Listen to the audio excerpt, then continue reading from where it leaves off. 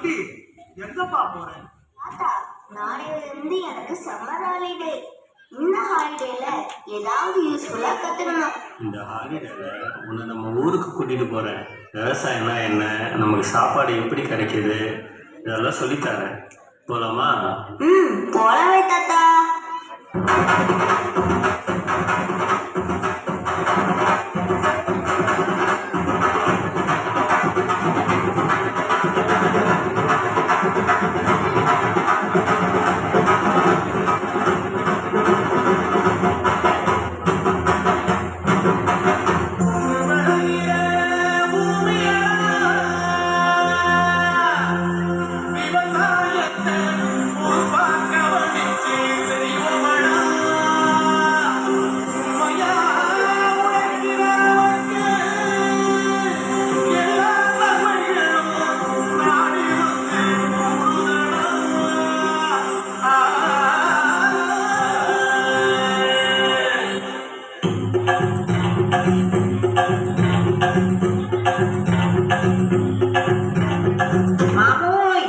என்ன புள்ள?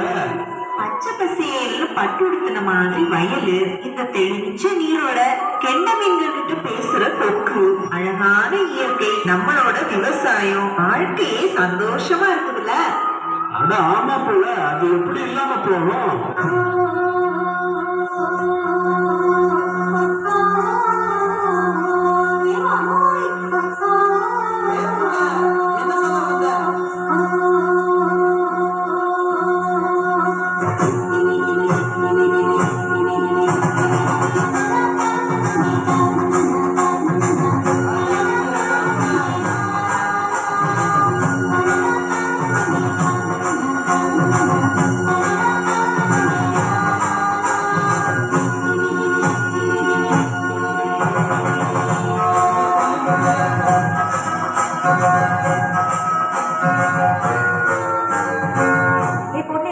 விஷயம் தெரியுமா? நாளைக்கு நம்ம ஊர்ல அறுவடை. நம்ம ஊரே திருவிழா மாதிரி கோலாகலமா சும்மா களை வெட்ட போகுது.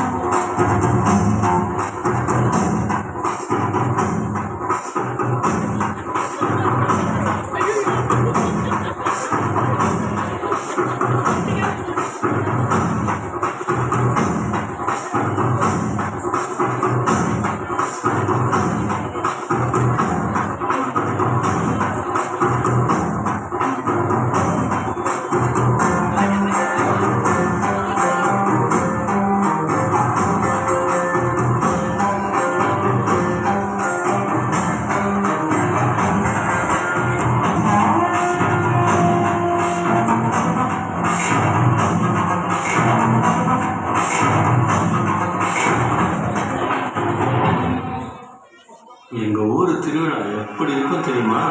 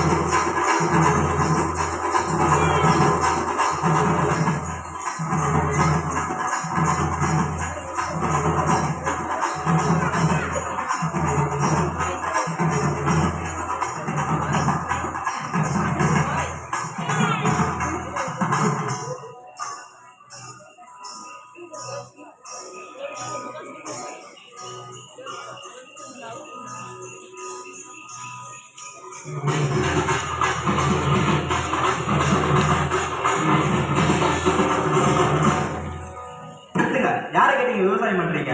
நான் ஏற்கனவே உங்களுக்கு ஒரு தடவை வார்ன் பண்ணிருக்கேன்ல. இந்த இடத்த காலி பண்ணுங்க. இங்க நாளையில இருந்து இங்க ஃபேக்டரி கட்ட போறாங்க. இங்க யாருமே இங்க இருக்க கூடாது. இது எங்க பூமி, எங்க மண்ணு. நாங்க யாரை கேட்கணும்? விவசாய நிலத்துல பெரிய பெரிய கார்பரேட் கம்பெனி கட்ட போறீங்களா? காட்டுல வேலை செய்யறவங்க கேவலமாகவும், கம்ப்யூட்டர்ல வேலை செய்யறவங்க கௌரவமாகவும் நடத்துற கூட்டம் தானே நீங்க. அரிசியை இன்டர்நெட்ல டவுன்லோட் பண்ணி தான் சாப்பிட முடியாது. விவசாயம் பண்ணாதான் சாப்பிட முடியும்.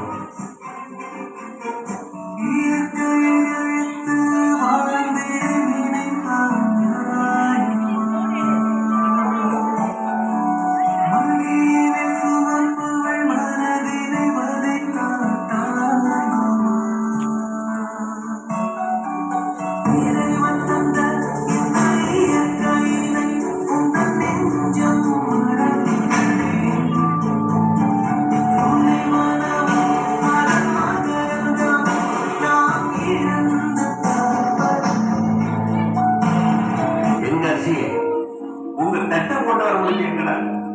எங்க கஷ்டத்தை கொண்டு வர முடியும். நாங்கள் டெல்லியில் 200 நாளுக்கு மேலே சரியாக சோறு தண்ணி இல்லாமல் போராடுறோம். ஆனால் மக்களாகிய நீங்கள் எங்களை பார்த்துட்டீங்க. நாங்கள் போராடுறது எங்களுக்காக இல்லை, உங்களுக்காக தான். அது ஏன் உங்களுக்கு புரிய மாட்டேங்குதுன்னு எங்களுக்கு தெரியும்.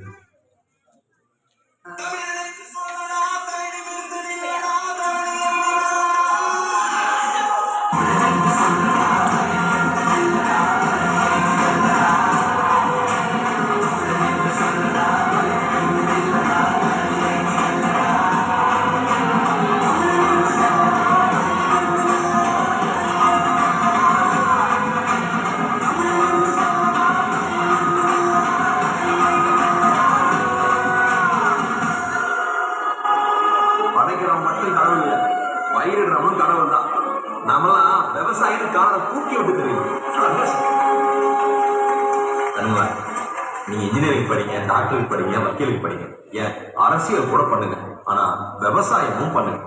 என்னை பொறுத்த வரைக்கும் அடுத்த ஒலிம்பிக்ஸ்ல எத்தனை மெடல் வாங்க போறோங்கிறத விட அடுத்த தலைமுறையில எத்தனை பேர் விவசாயம் பண்ண போறோங்கிறது தான் முக்கியம். அதுதான் நம்ம வீட்டுக்கும் தேவை, நாட்டுக்கும் தேவை.